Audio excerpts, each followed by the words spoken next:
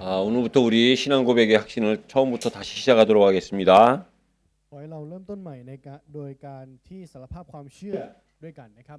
우리 동영상으로 같이 예배드리는 분들과 함께 베드로의 고백이 우리의 고백이 될 수 있도록 첫 번째 고백입니다. ขอให้คำสารภาพของเปโตรคำสารภาพแรกนั้นจะเป็นคำสารภาพของเราด้วย 저는 죄인입니다. เรานั้นเป็นคนบาป 우리의 시작은 죄인으로부터 시작되는 จุด 겁니다. เริ่มต้นของเรานั้นเริ่มต้นจากการที่เราเป็นคนบาปครับ 그러나 고백이 죄인일 뿐이지 하나님은 그 죄인인 우리를 의롭게 하셨습니다. แต่เพียงแค่คำสารภาพเท่านั้นที่เรายังคงเป็นคนบาปอยู่แต่พระเจ้าทรงให้เราเป็นคนที่ชอบธรรม 우리 옆에 분들을 축복해 주시기 และเรา 바랍니다. อวยพรคนข้างๆของทุกท่านครับ 하나님이 당신을 영적 특수 부대원으로 พระเจ้า 부르셨습니다. ทรงเรียกท่านให้เป็นหน่วยรบพิเศษฝ่ายวิญญาณ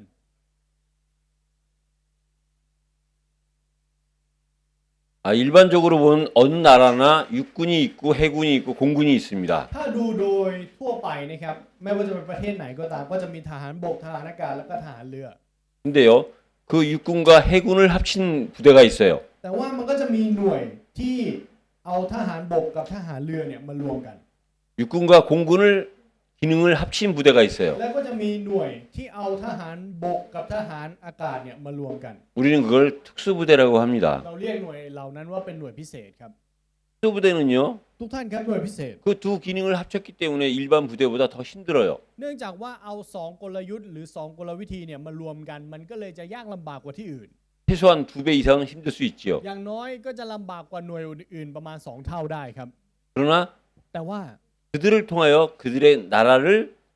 지킬 수 있는 중심이 되는 겁니다. เพราะพวกเขาเหล่านี้มีตัวตนอยู่ก็เลยเป็นศูนย์กลางในการปกป้องประเทศ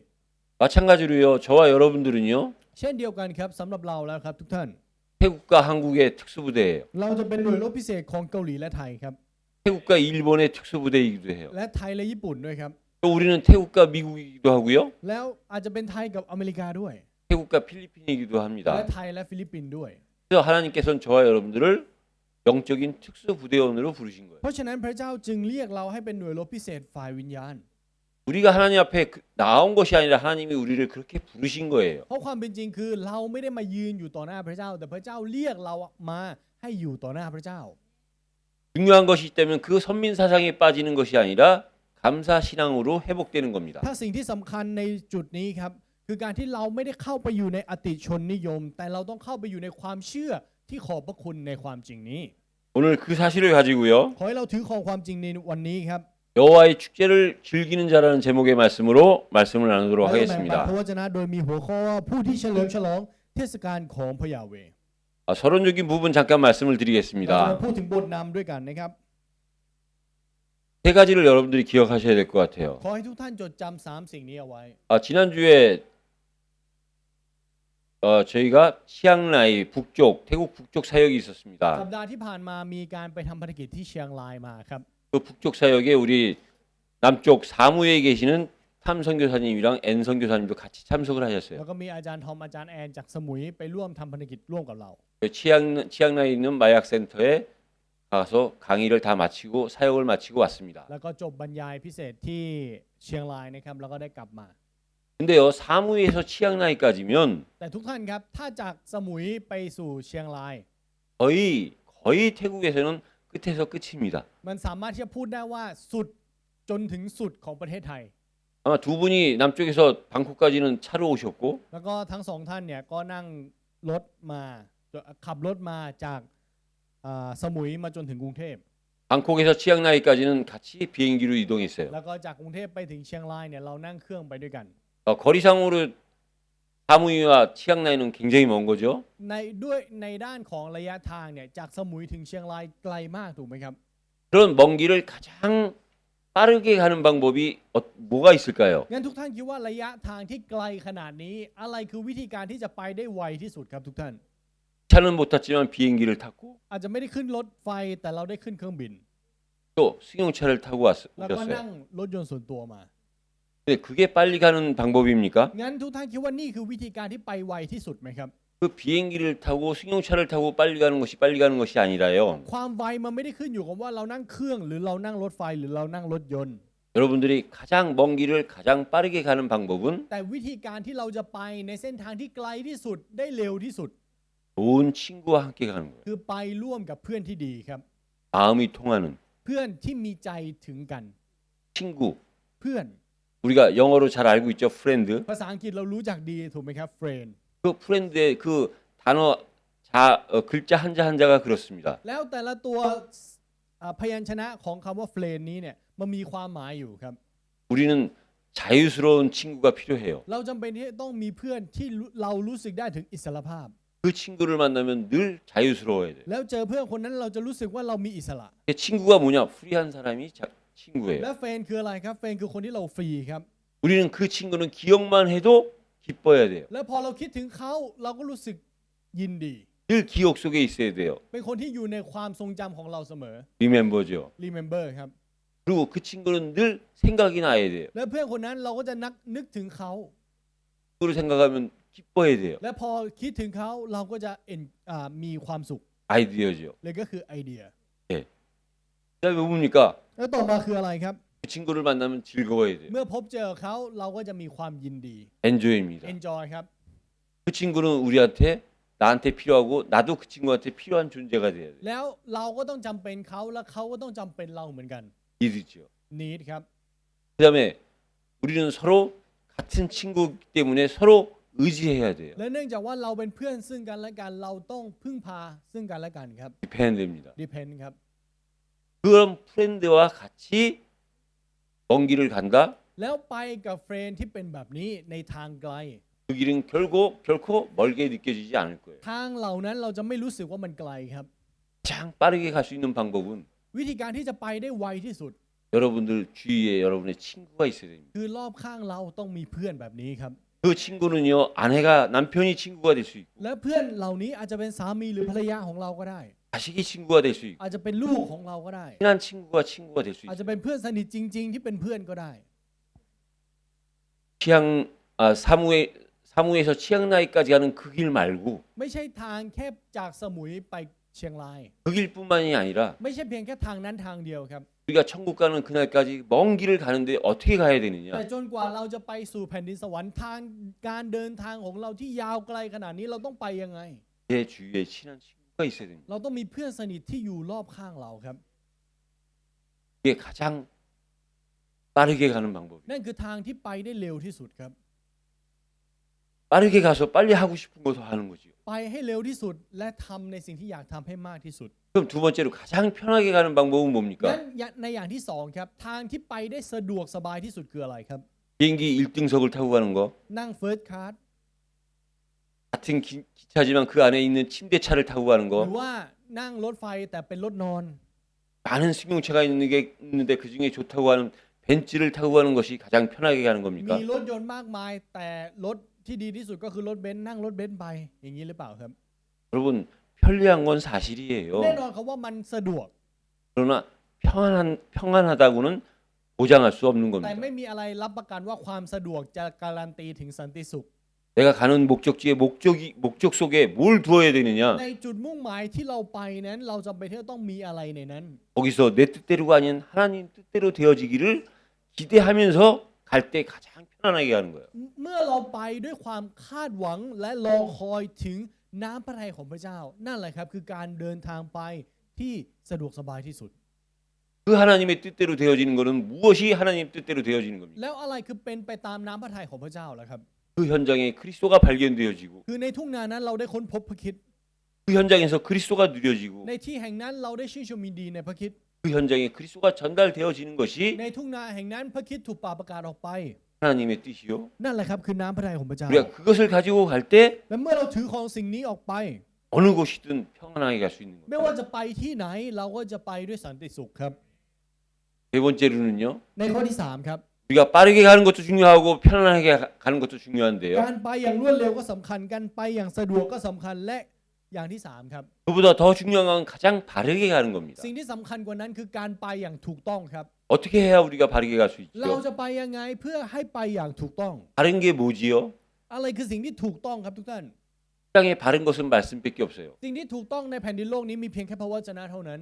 우리가 언제 바를 수 있느냐? เราจะถูกต้องตอนไหน 우리가 그 말씀 안으로 들어가 있을 때만 우리는 바를 수 있습니다. ในตอนที่เราอยู่ในพระวจนะเท่านั้นครับที่เราจะถูกต้อง 근데요, 그 말씀을 แต่ว่าทุกท่านครับพระวจนะนั้น 아는 것으로 믿는 것으로 끝나면 안 되는 거예요. อย่าให้มันจบลงเพียงแค่สิ่งที่เรารู้และสิ่งที่เราเชื่อครับ 우리는 하나님의 은혜로 말씀도 알았고 말씀도 믿었습니다. เพราะว่าด้วยพระคุณของพระเจ้าเรานั้นได้รู้จักพระวจนะและได้เชื่อในพระวจนะ 근데 부족한 것이 뭐냐? แต่สิ่งที่ยังขาดสนอยู่สำหรับเราคืออะไรครับ 이제 그 말씀을 알고 믿었으면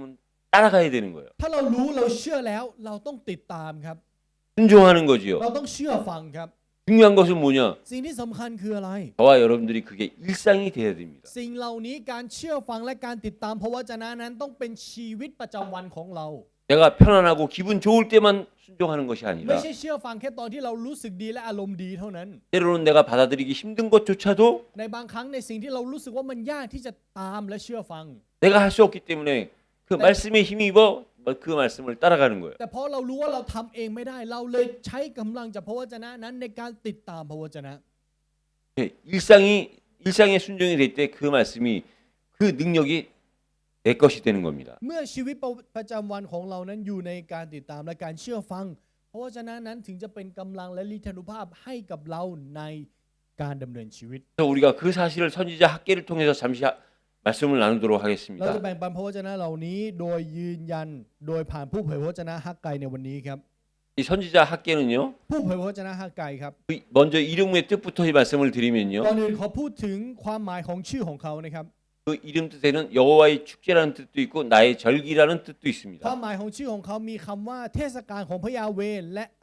การเฉลิมฉลองของพระยาเวห์และเทศกาลของฉันครับ 우리가 절기는 축제라고 합니다. เทศกาลอีกความหมายหนึ่งคือการเฉลิมฉลอง 절기는 기억해야 되는 거예요. แล้วเทศกาลนั้นคือสิ่งที่เราต้องจดจำ 근데 중요한 것은 뭐냐? แต่สิ่งที่สำคัญคืออะไร 그 절기를 1년에 한 번 기억하는 절기로 끝나는 것이 아니라 เทศกาลจะให้มันจบแค่เป็น1วันใน1ปีที่เราระลึกถึงแล้วก็จบไปไม่ได้ 우리에겐 그 절기가 일상이 돼야 됩니다. เทศกาลนั้นต้องกลายเป็นชีวิตประจำวันของเราครับ 다시 말해서 우리는 날마다의 삶이 여호와의 축제가 되기를 기대해야 ถ้า 됩니다. พูดใหม่ก็คือเราจำเป็นที่จะต้องคาดหวังครับว่าให้ชีวิตประจำวันในทุกๆวันของเรานั้นเป็นการเฉลิมฉลองของพระยาเวห์ 모든 선지자들이 그랬듯이 선지자 학계 역시도 마찬가지로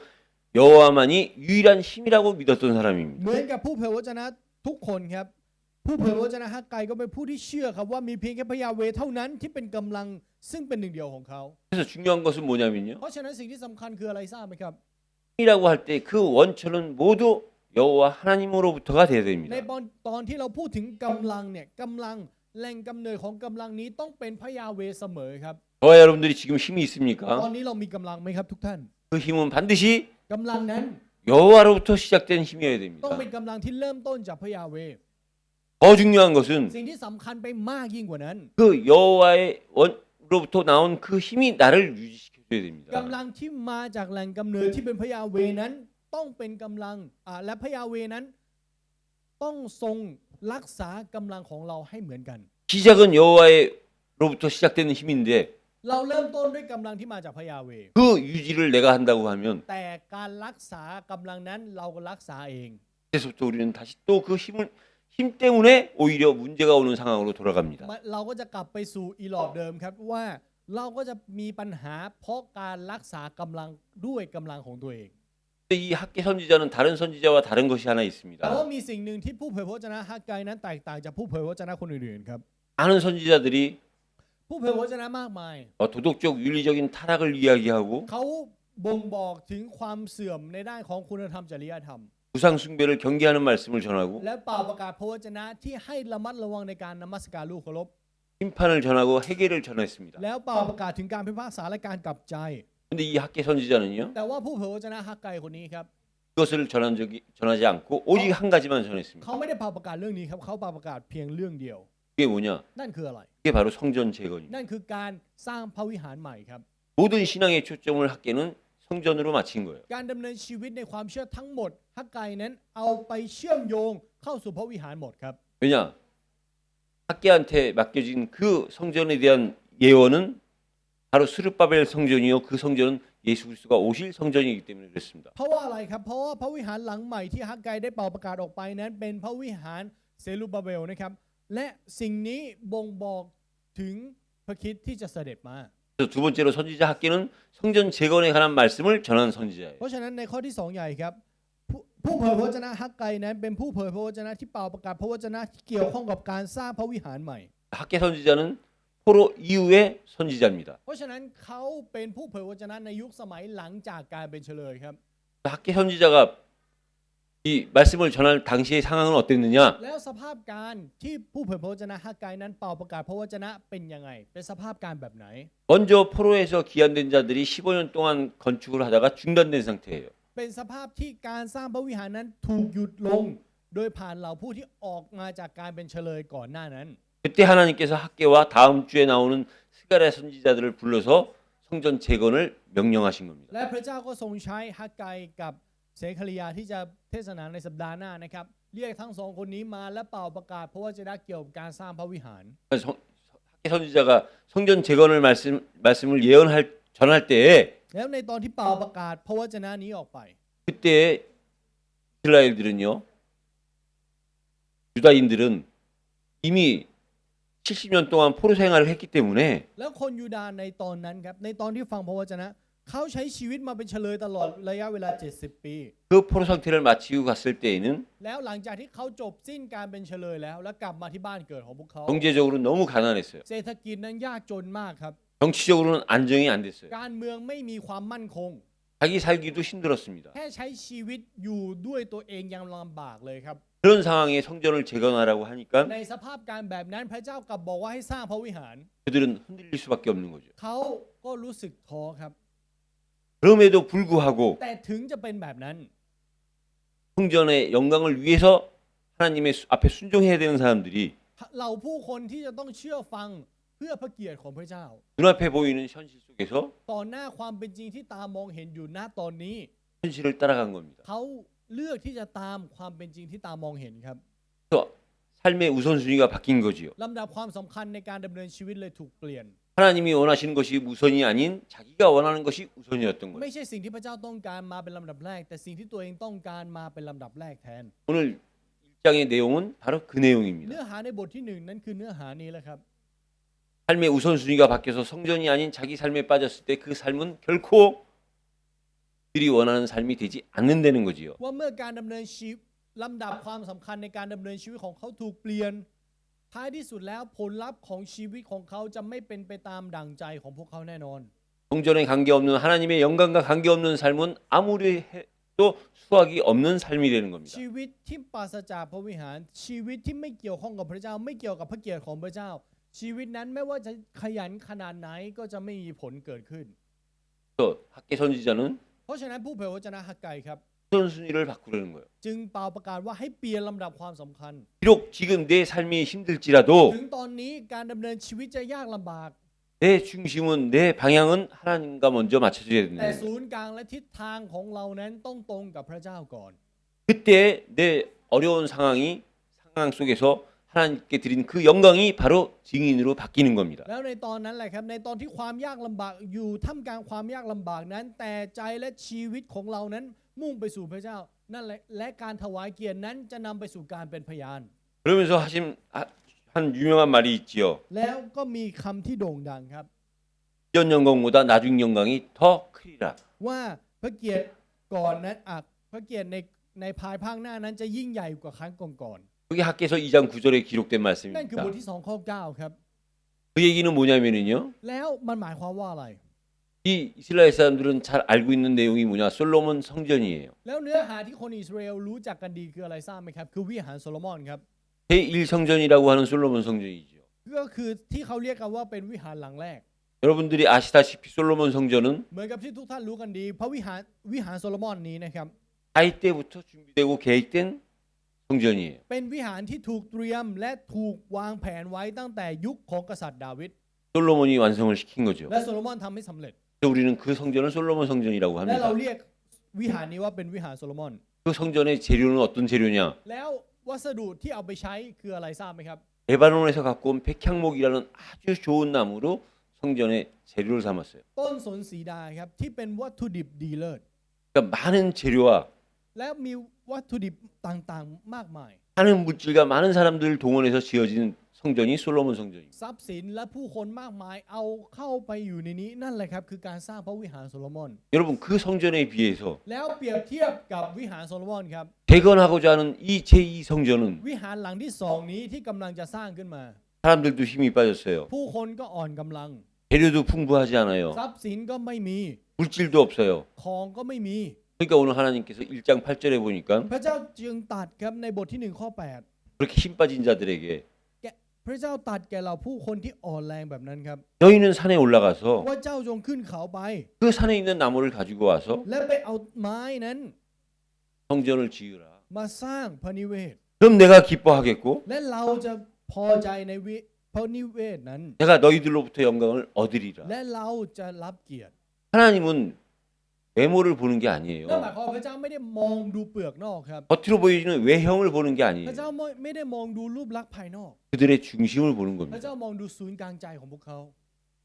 저희들도 이 땅에 살면서 마찬가지입니다. เราใช้ชีวิตอยู่ในแผ่นดินโลกนี้ก็เช่นเดียวกันครับ 우리는 보통 교회를 얘기할 때 큰 교회, 작은 교회 이렇게 얘기를 하죠. ในตอนที่เราพูดถึงคริสตจักรเนี่ยเรามักจะพูดว่าเป็นคริสตจักรเล็กคริสตจักรใหญ่ 교회가 크고 성도들이 많으면 우리가 그 교회를 큰 교회라고 ถ้า 얘기하고 คริสตจักรอาคารใหญ่สมาชิกเยอะเราก็จะเรียกว่าคริสตจักรใหญ่ 교회가 적고 성도가 작으면 우리는 그 교회를 작은 교회라고 얘기를 คริสตจั 합니다. กรอาคารก็เล็กคนก็น้อยเราก็จะเรียกว่าคริสตจักรเล็ก 우리는 그렇게 얘기를 하는데 เราจะพูดแบบนี้ครับ 하나님은요. แต่สำหรับพระเจ้า 하나님에게는 큰 교회와 작은 교회가 없어요. สำหรับพระเจ้าไม่มีครับคริสตจักรเล็กคริสตจักรใหญ่ 하나님에게는 오직 교회만 있는 거예요. สำหรับพระเจ้ามีเพียงแค่คริสตจักรเท่านั้น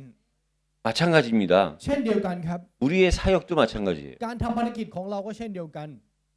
앞에서 말씀을 전하는 목사의 사역이나 ไม่ว่าจะเป็นภารกิจที่เป่าประกาศพระวจนะบนธรรมาสน์อย่างเสียพิบาล 우리 가끔 새신자들이 올 때요. หรือแต่กับการเราผู้เชื่อใหม่ที่เข้ามาในคริสตจักร 그 새신자를 맞이하는 새신자부의 사역자들이 있어요. แล้วผู้ทำภารกิจในแผนกของผู้เชื่อใหม่ 어떤 때 그들의 사역은요. บางครั้งอาจจะเห็นว่าภารกิจของพวกเขา 신자를 맞이하면서 인사 한번 하는 사역입니다. แค่การยืนทักทายผู้เชื่อใหม่ 눈으로 보여질 때는 ในสายตานะครับ 잠깐 인사하는 그 사역이랑 อาจจะเป็นการทำภารกิจสั้นๆ แป๊บเดียวที่ทักทาย 일주일 내내 하나님께 말씀을 구하는 이 사역이랑 많이 달라 보이죠. กับภารกิจที่ขอพระวจนะกับพระเจ้าตลอดทั้ง1 สัปดาห์เรารู้สึกว่ามันแตกต่างใช่ไหมครับ 하나님 보시기엔 똑같은 사역입니다. แต่ในสายพระเนตรของพระเจ้าเหมือนกันครับ 그 한 사람을 맞이하는 그 새신자의 그 중심이 그 새신자한테 갔을 때요. เพราะว่าศูนย์กลางใจของแผนกต้อนรับ1 คนที่ไปสู่ผู้เชื่อใหม่ 그 사람의 말씀을 듣는 마음의 밭은 옥토밭이 되는 거예요. มันจะเปลี่ยนใจของเขาให้เป็นใจที่สามารถเปิดใจต้อนรับพระวจนะเข้ามาได้ 우리가 กลายเป็น 보기에 ดี 다를 뿐이지 하나님 보시기엔 모든 사역이 다 하나님을 위한 하나님 나라를 위한 똑같은 사역입니다. เพราะเราเห็นว่ามันแตกต่างครับแต่สำหรับพระเจ้าแล้วทุกพันธกิจเหมือนกัน เพราะทุกพันธกิจก็เพื่ออาณาจักรของพระเจ้า 저와 여러분들이 단지 너무 눈에 보이는 거에 익숙해 있을 뿐입니다. เราแค่เคยชินกับสิ่งที่ตามองเห็นมากเกินไปเท่านั้นเองครับ 그래서요. 약속을 통한 미래의 축복을 또 이 학계 선지자는 전한 겁니다. และผู้เผยพระวจนะฮักไกก็ได้เป่าประกาศถึงพระพรแห่งอนาคตผ่านคำสัญญาครับ 저와 여러분들이 미래에 받을 축복이 뭐냐? พระพรในอนาคตที่เราได้รับคืออะไรครับทุกท่าน 성전을 통해서 받을 축복은요. 영생이에요. พระพรที่ได้รับโดยผ่านพระนิเวศนั้นคือชีวิตนิรันดร์ 저와 여러분들이 개인이 성전이 되는 순간 เมื่อเราส่วนตัวเป็นพระนิเวศ 그 성전의 영광이 영생까지 이어지는 겁니다. พระพรของพระเกียรติของพระนิเวศนั้นนำไปสู่ชีวิตนิรันดร์ครับ 그래서 저와 여러분들이요. เพราะฉะนั้นสำหรับเราแล้วครับทุกท่าน 미래의 축복의 시작이 뭐냐? จุดเริ่มต้นของพระพรแห่งอนาคตของเราคืออะไรครับ 시작도 끝도 다 순종에서 나오는 겁니다. จุดเริ่มต้นและจุดจบมาจากการเชื่อฟังทั้งหมดครับ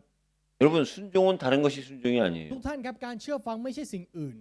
듣는 것이 순종이에요. การฟังคือการเชื่อฟังครับ 우리가 듣지 못하기 때문에 เพราะเรา 순종 ฟังไม่ 못하는 ได้ 겁니다. เราเลยไม่สามารถเชื่อฟังได้ครับ 저와 여러분들이 정말 하나님의 말씀이 들리면 ถ้าเราได้ยินพระวจนะคำของพระเจ้าจริง 들은 말씀이 하나님의 말씀이 맞다면 ๆ แล้วพระวจนะที่เราฟังมานั้นเป็นพระวจนะคำของพระเจ้าจริง 우린 당연히 순종해야죠. ๆ เราต้องเชื่อฟังแน่นอนครับ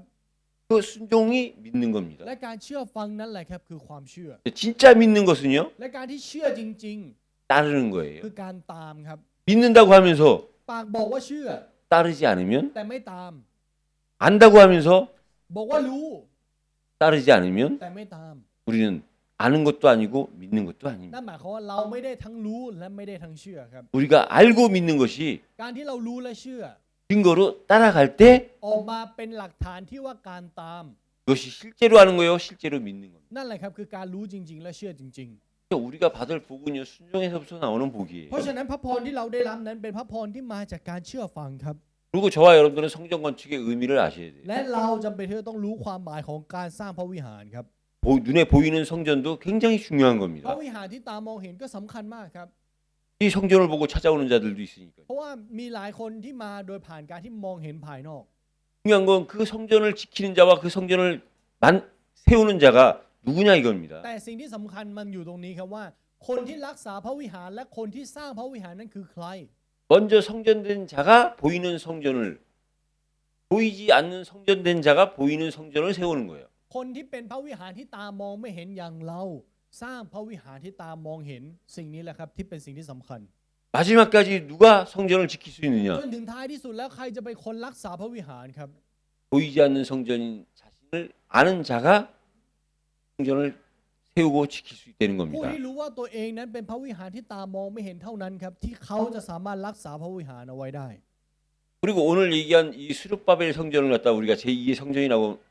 얘기를 하는데요. เหมือนกับที่พูดไปก่อนหน้านี้นะครับว่าวิหารเซรุบาเบลนี้เราเรียกว่าเป็นวิหารหลังที่สอง 수르바벨은 여호와의 종입니다. เซรุบาเบลคนนี้ครับเขาเป็นผู้รับใช้ของพระยาเวห์ 유대의 총독으로 있었던 เขา 사람이지요. เป็นคนที่ดูแลยูดาห์ครับ 근데 그 수르바벨의 뜻이 뭐냐? แต่ว่าความหมายชื่อของเขาเนี่ยคืออะไร 바벨론의 뿌리요 바벨론의 눈물입니다. เป็นน้ำตาของบาบิโลนครับ 여러분 바벨론은요 강한 나라의 상징이요 세상의 상징이에요. ทุกท่านครับบาบิโลนเนี่ยเป็นสัญลักษณ์ที่บ่งบอกถึงประเทศมหาอำนาจแล้วบ่งบอกถึงโลกครับ 그 바벨론은 아주 천연적인 요새로 만들어진 나라입니다. และบาบิโลนเป็นประเทศที่ถูกสร้างขึ้นมาด้วยป้อมปราการธรรมชาติ 근데 그 바벨론이요 แล้วบาบิโลนครับ 페르시아로부터 정복을 당했어요. ถูกพิชิตโดยเปอร์เซีย 그래서 고레스라는 왕이 됐어요. แล้วกษัตริย์ไซรัสได้ขึ้นปกครอง 그때 많은 유대인들은 이제 왕조가 바뀌었으니까 더 힘이 들겠지라고 했는데 แล้วคนยิวก็คิดว่าเมื่อมีการเปลี่ยนกษัตริย์องค์ใหม่เนี่ยเขาก็จะลำบากกว่าเดิม 반대로 고레스 왕이 แต่สิ่งที่กลับกันครับสิ่งที่เกิดขึ้น 이 유대인들을 고국으로 나라로 돌려보내는 거예요. เขาส่งอิสราเอลกลับประเทศบ้านเกิดของเขาครับ 이런 일들이 어떻게 일어날 수 แล้ว 있습니까? สิ่งนี้มันเกิดขึ้นได้ยังไงครับ 전혀 망할 것 같지 않은 바벨론이 망했어요. บาบิโลนที่ไม่คิดว่าจะพินาศแต่กลับพินาศ 이제 더 힘들 것 같다고 생각했는데 오히려 자기의 나라로 돌아왔어요. และอิสราเอลที่คิดว่าจะลำบากกว่านี้แน่นอน แต่กลับถูกกลับมาที่บ้านเกิด 거기에는 숨은 비밀이 있는 ดัง 겁니다. นั้นมีความลับซ่อนอยู่ครับ 이거는 예레미야 선지자가 예언한 เพราะ 내용이에요. มันคือเนื้อหาที่ผู้เผยพระวจนะเยเรมีได้พยากรณ์เอาไว้ 포로에서 70년 만에 본국으로 돌아올 ว่า 것이다. จากการเป็นเฉลยภายใน70 ปีจะกลับมาสู่บ้านเกิด 말씀이 성취된 겁니다. พระวจนะสำเร็จครับ 그래서 저와 여러분들은 말씀을 따라가고 말씀에 순종해야 되는 거예요. นั่นเป็นเหตุผลที่เราต้องตามพระวจนะและเชื่อฟังพระวจนะครับ 그래서 우리가 학계 선지자를 통해서 우리가 깨달아야 될 것이 뭐냐? เพราะฉะนั้นโดยผ่านผู้เผยพระวจนะฮากไกสิ่งที่เราต้องตระหนักคืออะไรครับ 우리는 성전을 바라보면서 성전 중심의 삶이 돼요. เราต้องดำเนินชีวิตโดยที่มองไปสู่พระวิหารและดำเนินชีวิตโดยมีศูนย์กลางอยู่ที่พระวิหาร 그래서 결론을 말씀드리면요. เพราะฉะนั้นสรุปครับ 성전을 사모하는 축제의 삶을 우리는 살아야 됩니다. ขอให้เราอยู่ในการดำเนินชีวิตแห่งการเฉลิมฉลองที่รักในพระวิหารครับ 이 축제는요. 하나님이 우리에게 주신 축제예요. การเฉลิมฉลองนี้เป็นการเฉลิมฉลองที่พระเจ้ามอบให้กับเรา 여러분, 하나님 자신이 축제입니다. พระเจ้าทรงเป็นการเฉลิมฉลอง 그래서 하나님은 첫 번째 인간 아담을 에덴 동산에서 살게 하신 거예요. นั่นเป็นเหตุผลที่พระเจ้าทรงให้มนุษย์คนแรกอย่างอาดัมใช้ชีวิตอยู่ในสวนเอเดน 축제가 다른 말로 하면 뭡니까? 기쁘고 즐거운 거예요. การเฉลิมฉลองถ้าเราพูดเป็นอีกความหมายหนึ่งคืออะไรครับ คือความสุขและความปิติยินดี 체코의 소설가 중에요. 프란츠 카프카라는 사람이 이런 말을 했어요. ในประเทศเช็กนะครับมีคนที่เขียนนิยายเนี่ยที่ชื่อว่าแฟรนซ์คาฟกาเนี่ยเขาได้พูดแบบนี้ครับ 인간에게는 두 가지 원죄가 있다. สำหรับมนุษย์แล้วมีบาปดั้งเดิมอยู่2ประเภท 그 하나가 뭐냐? อันหนึงคืออะไร 너무 성급했기 때문에 에덴 동산에서 추방을 당했다. ใจร้อนเกินไปเลยถูกไล่ออกจากสวนเอเดน 그러니까 아담과 하와가 หรือก็คืออาดัมกับเอวา 사단의 유혹을 받았을 때 ในตอนที่ถูกล่อลวงจากซาตาน 조금 더 깊이 생각했다면 ถ้าเขาคิดลงไปอีกสักนิดหนึ่ง 아마 안 따먹을 수 있지 ก็ 않았겠냐. อาจจะไม่กินก็ได้หรือเปล่า 근데 너무 성급하게 행동을 했기 때문에 따먹고 추방을 당한 거다. แต่เพราะว่าเขาใจร้อนเกินไปเขาก็เลยกินผลนั้นและถูกไล่ออก 아, 그 사람의 포커스는 แล้วจุดโฟกัสของคนคนนี้ครับ 아마도 에덴 동산이 아니라 성급한 것이 좋지 않다라는 뜻인 것 같아요. คงจะไม่ใช่อยู่ที่สวนเอเดนคงจะมองว่าความใจร้อนมันไม่ดี 또 한 가지는요. และอีกอย่างหนึ่งที่เขาพูดครับ 그 추방당한 자들이 เราผู้ที่ถูกเนรเทศออกไป 빨리 낙원이 회복되기를 갈망해야 되는데 ต้องรีบกลับมาต้องการ และหิวกระหายที่จะกลับไปสู่สวนเอเดน 나태하기 때문에 แต่เขากลับขี้เกียจ 게을러서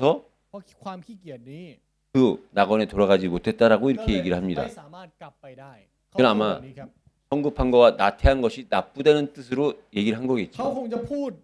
เพื่อที่จะบ่งบอกว่าความขี้เกียจและความใจร้อนเป็นสิ่งที่ไม่ดี 근데 여러분 에덴 동산을 아담에게 맡기신 것도 하나님이 허락하신 거고 แต่ว่าทุกท่านครับ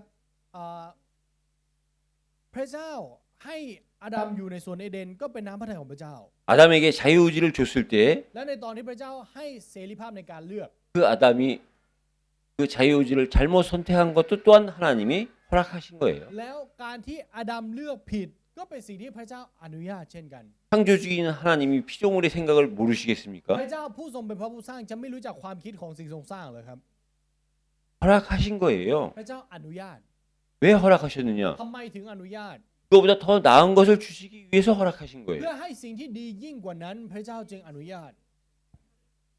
에덴 동산의 모든 것을 누릴 수 있는 방법은 선악과 하나밖에 없었어요. วิธีการที่จะชื่นชมยินดีในทุกสิ่งที่อยู่ในสวนเอเดนได้มีเพียงแค่ผลแห่งการรู้ดีรู้มีเพียงแค่อย่างเดียวครับ 그게 약속이요 말씀이었어요. นั่นคือสัญญาและพระสัญญานั้น 하나님이 원하시는 건 그 말씀에 대한 약속에 대한 순종이었어요. และสิ่งที่พระเจ้าต้องการคือต่อหน้าคำสัญญานั้นพระเจ้าต้องการให้เชื่อฟัง 그 한 가지만 지키면 ว่ารักษาเพียงหนึ่งสิ่ง 모든 것을 누리는데 จะสามารถชื่นชมยินดีได้ในทุกสิ่ง 그 한 가지를 지키지 못하면 แต่ถ้าไม่สามารถรักษาสิ่งนั้นได้ 죽는 거예요. ก็ตาย 결과적으로 아담한테 죽음이 없었던 아담한테 죽음이 온 거잖아요. ถ้าพูดเป็นผลลัพธ์ที่เกิดขึ้นคืออาดัมที่ไม่ต้องตายกลับเกิดความตายกับชีวิตของเขา 아담이 죽었고 우리가 죽는 존재가 됐어요. อาดัมก็ตายแล้วเราก็กลายเป็นตัวตนที่ต้องตาย 그럼 에덴 동산을 저와 여러분들은 한 번도 보지 못했지 งั้น 않습니까? สำหรับเราแล้วเราไม่เคยเห็นสวนเอเดนแม้แต่ครั้งเดียวถูกไหมครับ 그저 듣기만 했지 한번 보기를 เรา 했습니까? แค่เคยได้ยินเคยเห็นไหมล่ะครับ 저 역시도 한 번도 못 봤는데 상상이 되는 거예요. แล้วอาจารย์ก็เช่นเดียวกัน อาจารย์ก็ไม่เคยเห็นแต่อาจารย์พอจินตนาการภาพออก 어떻게 상상이 되느냐? แล้วจินตนาการได้ยังไง 그 모든 걸 다 주시고 พระเจ้าให้ทุกอย่าง 그걸 누리기 위해서 และเพื่อที่จะชื่นชมยินดีในสิ่งเหล่านั้น 약속을 하셨는데 พระเจ้าให้สัญญาหนึ่ง 그 약속이 어떤 และ 약속이냐? สัญญานั้นเป็นสัญญาแบบไหน 안 지키면 죽는 약속이에요. สัญญาที่ถ้าไม่รักษาคือตาย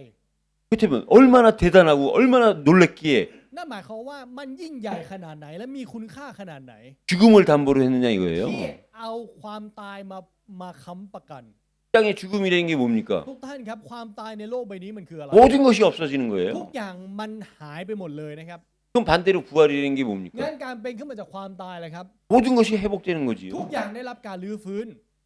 근데 하나님이 모든 것을 죽음으로 다 없애고 부활로 다시 줬을 때는 원래의 것보다 더 좋아야 되지요. งั้นในมุมมองของพระเจ้า เมื่อพระเจ้าให้ไปหมดแล้วแล้วก็ตายไปแล้ว และฟื้นขึ้นมาใหม่ พระเจ้าก็ต้องให้สิ่งที่ดีมากกว่าเดิมถูกไหมครับ 원래 잘못했을 때 그 ว่าทำผิดก่อนหน้านี้ 잘못을 심판하고 พระเจ้าก็พิพากษา 다시 원래만큼 주려면 แล้วให้เท่าเดิม 왜 심판을 합니까? 심판하지 말아야지요. พระเจ้าจะพิพากษาไปเพื่ออะไรล่ะครับ ถ้าจะให้เหมือนดิม 심판을 했을 땐 그거보다 더 좋은 걸 주시기 위함이에요. ถ้าพระเจ้าพิพากษาแล้วนั่นหมายความพระเจ้าต้องการที่จะให้ในสิ่งที่ดียิ่งกว่าเดิม 그걸 우리가 역발상적으로 반대로 생각을 하면 이해가 되는 ถ้าเรา 거죠. ลองคิดกลับกันเราจะพอเข้าใจได้ครับ 처음부터 하나님은 우리에게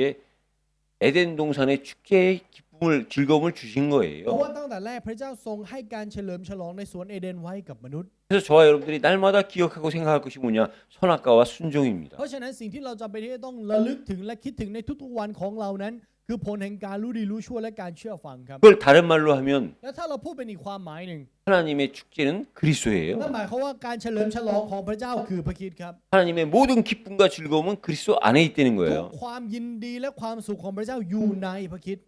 그래서 구약이 뭡니까? เพราะฉะนั้นพระคัมภีร์เดิมคืออะไรล่ะครับ 구약은 모든 것이 그리스도의 그림자요 ทุก 모형이에요. สิ่งทุกอย่างเป็นแบบจำลองและเงาของพระคริสต์ 저와 여러분들이 너무나 잘 알고 있는 เราที่รู้จักกันดี 창세기 3장 15절 여인의 후손, ปฐมกาลบทที่3ข้อ15พงศ์พันธุ์ของหญิง 창세기 3장 21절의 가죽옷, หรือเสื้อหนังสัตว์ 모세의 노아의 방주, หรือเรือโนอาห์ 모세의 그 3일 길을 떠나서 그 3일을 나가서 강야길에 희생 제사를 드리라. 전부 그리스도의 그림자입니다. การถวายสัตวบูชาด้วยเลือดในยุคสมัยของโมเสสทุกอย่างล้วนเป็นเงาของพระคริสต์หมดครับ 언약은 뭐지요? แล้วพระคัมภีร์ใหม่ล่ะครับ 언약은 그 모형이었던 그 그림자였던 그분이 실제로 원형으로 오셨다는 겁니다. แบบจำลองผู้ที่เป็นต้นแบบได้มาแล้ว นั่นคือพระคัมภีร์ใหม่ครับ 이게 더 이상 저와 여러분들에게 이론이요 지식이 아니라 แต่สิ่งนี้อย่าให้มันเป็นแค่ทฤษฎีและความรู้ของเรา 힘이 될 수 있는 방법이 뭐냐? แต่วิธีการที่สิ่งเหล่านี้จะเป็นกำลังให้กับเราจริง ๆ คืออะไร 그 사실의 주인공인 그리스도와 그리스도인의 하나님의 모든 관심이 있다는 사실을 우리가 믿어야 되는 거예요. ขอให้เราเชื่อครับว่าความสนใจทั้งหมดของพระเจ้าอยู่ที่พระคริสต์และคนของพระคริสต์ 하나님은 성경을 정리해서 보면 ถ้าเราเรียบเรียงพระคัมภีร์นะครับ 하나님의 모든 관심, ความสนใจทั้งหมดของพระเจ้า 하나님의 모든 중심은 그리스도를 통해서 돌아가고 และ 있다는 ศู 거예요. นย์กลางทั้งหมดของพระเจ้าหมุนไปโดยมีศูนย์กลางอยู่ที่พระคริสต์ 그 이유는 เหตุผลแหละครับ 그리스도를 따라가는 그리스도인을 위한 거지요. เพื่อคนของพระคริสต์ที่ตามพระคริสต์ไป 그래서 저와 여러분들의 결론은 เพราะฉะนั้นบทสรุปของเราครับ 그리스도와 그리스도인으로 결론이 나져야 돼요. ต้องมีบทสรุปที่ว่าพระคริสต์และคนของพระคริสต์ 그것 때문에 이 세상이 존재하는 โล 겁니다. กใบนี้ถึงมีตัวตนอยู่ครับ 그 이유가 아니면 이 세상은 존재할 이유가 없다고 봅니다. ถ้าไม่ใช่ด้วยเหตุผลนี้อาจารย์ส่วนตัวคิดว่าไม่มีเหตุผลที่โลกต้องมีตัวตนอยู่ 그래서 하나님의 축제가 바로 그리스도예요. เพราะฉะนั้นการเฉลิมฉลองของพระเจ้าคือพระคริสต์ 하나님의 모든 관심이 그리스도와 그리스도인에게 있다면 และความสนใจทั้งหมดอยู่ในพระคริสต์และคนของพระคริสต์ 그리고 그리스도인인 저와 여러분들의 축제는 어떤 것이 축제가 되어야 됩니까? งั้นสำหรับเราแล้วการเฉลิมฉลองของเราที่เป็นคนของพระคริสต์ต้องเป็นการเฉลิมฉลองแบบไหนครับ 우리는 한 분에 대한 믿음을 갖고 있는 거예요. เราต้องมีความเชื่อในพระองค์ผู้เดียวครับ 우리는 한 분만을 따라가는 거예요. และตามเพียงพระองค์ผู้เดียวครับ 근데 우리는 너무 가끔 แต่ว่าในหลายๆครั้งและบ่อยครั้ง 때로는 자주 และมากครั้งด้วย 한 분만을 따라가야 되는데 เราต้องตามเพียงผู้เดียว 또 다른 한 사람을 따라가잖아요. แต่เราชอบตามอีกคนหนึ่งไปด้วย 그게 누굽니까? แล้วนั่นคือใครล่ะครับ 세상신 세상 임금이지요. คือกษัตริย์ของโลก 우리가 세상을 따라가는 것이 곧 사단을 따라가는 การ 거예요. ที่เราตามโลกนั่นคือการที่เราตามซาตานไป 그래서 우리는 늘 한 분만을 고집해야 돼요. เพราะฉะนั้นเราจึงจำเป็นต้องดื้อรั้นในการที่จะตามเพียงผู้เดียวครับ 늘 한 분만을 의식해야 돼요. แล้วนึกถึงเพียงผู้เดียว 그래서 우리가 날마다 불러야 될 이름이 그리스도의 이름입니다. นั่นเป็นเหตุผลที่นามเดียวที่เราต้องออกพระนามในทุกๆวันของเราจึงต้องเป็นพระเยซูคริสต์ครับ 그래서 우리는 한 가지를 향한 삶이 돼야 돼요. นั่นเป็นเหตุเพราะฉะนั้นชีวิตของเราต้องเป็นชีวิตที่มุ่งไปสู่สิ่งเดียว 하나님이 이 땅에 그리스도를 보낸 이유는 เหตุผลที่พระเจ้าทรงประทานพระคริสต์ให้กับแผ่นดินนี้ 하나님의 나라를 이루기 위한 거예요. เพื่ออาณาจักรของพระเจ้า 그 하나님의 나라를 이루는 그 방향을 잡고 우리가 한 분 그리스도를 따라가는 삶을 사는 ถ้า 겁니다. เป็นแบบนั้นขอให้เราหันทิศทางไปสู่อาณาจักรของพระเจ้า และมุ่งไปด้วยพระคริสต์เท่านั้น 그렇다면 우리가 지난 6일 동안 하나님을 따라가는 삶을 ถ้า 살았습니까? เป็นแบบนั้น6วันที่ผ่านมาเราตามพระเจ้ามาไหมครับ 한 사람도 있겠지요. อาจจะมีคนที่ใช้ชีวิตแบบนั้น 하려고 했는데 못 사는 사람도 แล้วก็ 있겠죠. อาจจะมีคนที่พยายามแล้วแต่ก็ตามไม่ได้ 그래서 하나님은 우리를 또다시 하나님의 예배의 자리로 부르신 พ 겁니다. ระเจ้าก็เลยเรียกเรามาในสถานนมัสการนี้อีกครั้งหนึ่งไงครับ 우리는 천국 가는 그날까지 จนถึงวันที่เราไปแผ่นดินสวรรค์ 아까 우리 권사님 말씀하신 대로 우리를 예배자로 불러주신 이유가 뭐냐? เหมือนกับที่คำอธิษฐานเปิดนะครับว่าพระเจ้าเรียกเราให้มาเป็นคนของคนแห่งการนมัสการทำไม 연약한 우리가 부족한 우리가 죄인된 우리가 살아갈 수 있는 유일한 방법은 뭐냐? เราที่อ่อนแอเราที่ขาดสนเราที่ไร้กำลัง วิธีการเดียวที่เราจะมีชีวิตอยู่ได้คืออะไร 한 분을 따라 하나님 나라를 이루는 일에 우리가 예배로서 하나님을 따라가는 거예요. ตามเพียงผู้เดียวและทำการงานของอาณาจักรของพระเจ้า และวิธีการนั้นคือการที่เราใช้ชีวิตเป็นผู้นมัสการ 유대인들이 안식일을 평가할 때 안식일을 지킨 것이 아니라 안식일이 유대인의 유기를 지켜줬다고 하는 เห 것처럼 มือนกับที่คนยิวเขาพูดครับว่าเขาไม่ได้รักษาวันสะบาโตแต่วันสะบาโตทำหากที่รักษาพวกเขา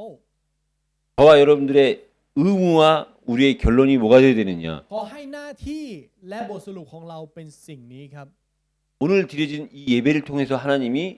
우리의 유기를 세상 가운데서 책임지신다는 사실을 분명히 믿으셔야 돼요. ขอให้เราเชื่อด้วยใจจริงครับว่า โดยผ่านการนมัสการนี้ พระเจ้าจะทรงปกป้องรักษาเราตลอดอีก6 วันที่จะมาถึง 거기에는 우리가 연약해서 부족해서 넘어지고 쓰러진 것까지 포함되는 겁니다. ในการปกป้องรักษานี้รวมไปถึงการที่เราอ่อนแอหมดแรงสะดุดล้มทุกสิ่งทุกอย่างรวมไปอยู่ในนั้นด้วย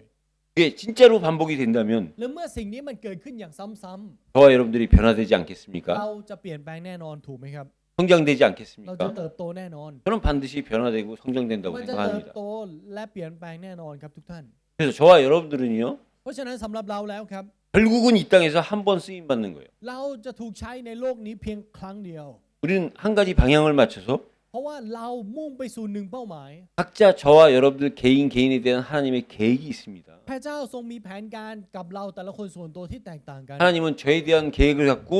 저를 사용하시고 พระเจ้ามีแผนการต่ออาจารย์โจและใช้อาจารย์ 하나님은 우리 로키를 대한 계획을 가지시고 로키를 사용하시는 พระ 거예요. เจ้ามีแผนการต่อผมและใช้ผม 그러니까 하나님 앞에 한 번 쓰임 받는 เพ 겁니다. ราะฉะนั้นจะถูกใช้ต่อหน้าพระเจ้าหนึ่งครั้ง 한 번 쓰임 받는 증거가 뭐냐? แล้วหลักฐานที่บ่งบอกว่าใช้หนึ่งครั้งคืออะไร 그 이후에 영생이 있기 때문에 เพราะห 그렇습니다. ลังจากนั้นมันมีชีวิตนิรันดร์รออยู่ครับ 영생이 없다면 ถ้าไม่มีชีวิตนิรันดร์ 우리가 하나님 앞에 굳이 한 번 쓰일 이유가 없지요. เราไม่มีเหตุผลที่ต้องถูกพระเจ้าใช้หนึ่งครั้งถูกไหมครับ 하나님은 우리를 쓰시고 그 쓰심을 가지고 우리에게 영생을 사는 우리에게 그걸 면류관으로 주시는 แต่ 겁니다. พระเจ้าต้องการใช้เราหนึ่งครั้งในแผ่นดินโลกนี้และหลังจากนั้นให้เป็นบำเหน็จและมงกุฎในแผ่นดินสวรรค์ 오늘 이 학계 이름의 뜻처럼 เพราะฉะนั้นขอให้เป็นเหมือนกับความหมายของชื่อของฮักไก่ครับ 날마다 우리의 삶이 여호와의 축제가 되고요. ขอให้ทุกๆวันของเราเป็นการเฉลิมฉลองของพระยาเวห์ 나의 절기는 뭡니까? แล้วเทศกาลของเราล่ะครับ 그 절기는 늘 기억해야 되는 거기 때문에 เทศกาลนั้นคือสิ่งที่เราต้องระลึกถึงเสมอ 항상 기억하면서요. ขอให้เราจดจำไว้ในทุกๆวัน 그러니까 세상을 빠르게 가고 편하게 가고 바르게 가는 방법은 วิธีการที่เราจะใช้ชีวิตในโลกและเดินทางไปและให้ไวที่สุดง่ายที่สุดและถูกต้องที่สุด 때를 따라 우리에게 주시는 그 말씀이라는 사실을 믿으시고 ขอให้เราเชื่อครับว่านั่นคือโดยผ่านพระวจนะที่พระเจ้าทรงมอบให้ในวาระนั้น 세상에 믿지 않는 소망인 영생을 가진 자입니다. ๆและเชื่อในความหวังที่เป็นชีวิตนิรันดร์ที่โลกใบนี้ไม่เชื่อ 여러분 세상은 결코 영생을 믿지 않아요. ทุกท่านครับโลกไม่เชื่อชีวิตนิรันดร์ครับ 여러분 진짜 우리의 복이 어디서부터 올 수 และ 있을까요? พระพรของเราทุกท่านคิดว่ามาจากไหนครับ 영생이 소망이 될 때 우리가 이 땅에서요 참 복을 누릴 수 있는 เมื่อ 겁니다. ชีวิตนิรันดร์เป็นความหวังของเราเราจะใช้ชีวิตอยู่บนแผ่นดินนี้ด้วยพระพรจริง 영생이 소망이 되지 않는 이 땅에서의 행복은요 ๆ ถ้าชีวิตนิรันดร์ไม่เป็นความหวังและชีวิตที่อยู่บนโลกใบนี้ 헛된 복이고 จะเป็นพระพรที่เปล่าประโยชน์ 자가 없어지는 และ 복입니다. เป็นพระพรที่จะอยู่ไปแล้วก็หายไป 그래서 날마다 우리는 허망하고 นั่นเป็นเหตุผลที่ในแต่ละวันของเราจึงว่างเปล่า 힘이 빠질 수밖에 และ 없어요. หมดแรงครับ 우리 기독교인의 최고의 소망과 믿음은 ความหวังและความเชื่อที่ยิ่งใหญ่ที่สุดของคริสเตียน 영생입니다. คือชีวิตนิรันดร์ครับ 우리의 믿음은 재림에 대한 소망입니다. เพราะฉะนั้นความเชื่อของเราจึงเป็นความหวังที่มีต่อการเสด็จกลับมาครั้งที่สอง 그것이 될 때 우리는 날마다 축제의 날이 되는 거고 และเมื่อสิ่งนี้เกิดขึ้นในทุกๆวันของเราถึงจะเป็นการเฉลิมฉลอง 하나님이 주신 그 절기를 기억하는 우리의 삶이 될 และจะ 것입니다. เป็นการดำเนินชีวิตที่จะเชื่อในจะระลึกถึงเทศกาลในทุกๆวัน 이 말씀이 실제 저와 여러분들의 삶에서 성취되기를 예수 그리스도 이름으로 ขออวย 축복합니다. พรในพระนามพระเยซูคริสต์นะครับที่พระวจนะเหล่านี้นั้นจะสำเร็จในชีวิตของเรา 하나님 감사합니다. ขอบพระคุณพระเจ้า 우리의 삶이 하나님이 원하시는 여호와의 축제가 되게 하여 ขอ 주옵소서. ให้ชีวิตของเรานั้นจะเป็นชีวิตที่พระเจ้าทรงต้องการนั่นก็คือการเฉลิมฉลองของพระยาเวห์ 우리의 절기가 날마다의 영생 속에 있음을 누리게 하여 ขอ 주옵소서. ให้เราชื่นชมยินดีถึงชีวิตนิรันดร์ที่อยู่ในเทศกาลของพระองค์ 예수 그리스도 이름으로 อธิษ 기도드립니다. ฐานในพระนามพระเยซูคริสต์อาเมน